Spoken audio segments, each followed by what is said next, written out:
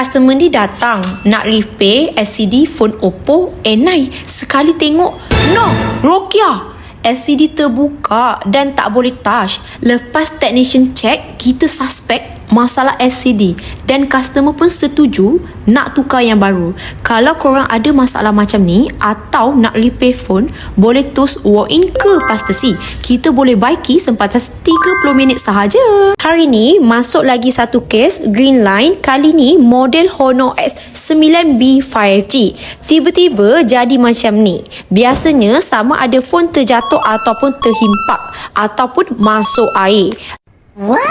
Nak selesaikan masalah ni memang kena tukar LCD. Tak ada cara lain. Mula-mula customer tak nak tukar LCD. Dia nak guna cara manual, bakar skrin terus. What?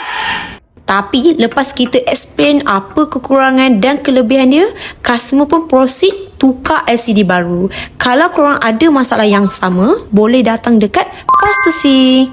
Geram kan? Saya pun buatlah macam ni. Ya Allah. Halo Roy, dah tersengit. Ay, belum cakap lagi. Baguslah you ni. Nak tanya, dekat sini boleh repair back glass tak? Boleh. Kita memang tengah buat promosi RM99 sahaja. Wish you ke? Iya. Tapi tu kenapa? Teruk no. Ceritanya panjang. Nak pendekkan tak? Pendekkan. Okey.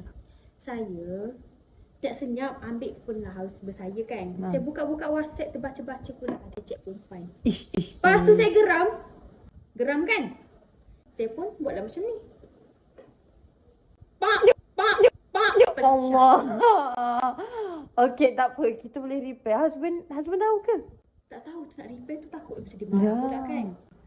Bolehlah repair terus. Okey. Kita bagi masa 35 minit, RM99. Oh, boleh. Okey. Jadi siap je. Okey, baik. Green screen ataupun white screen ni biasanya terjadi pada iPhone 13 Pro ataupun 13 Pro Max. Biasanya ada 3 punca yang selalu korang buat. Yang pertama, yang biasa korang buat, selalu update iOS pakai data. Kalau boleh, pakai Wi-Fi yang laju. Yang kedua, phone korang tak boleh panas. 13 Pro dengan 13 Pro Max ni, kalau panas, memang problem. Yang ketiga, yang paling ramai orang buat adalah phone jatuh. iPhone ni sensitif. Kalau boleh, jangan jatuh. So, korang ada apa masalah lagi? Kalau ada, cuba komen, kita cuba selesaikan.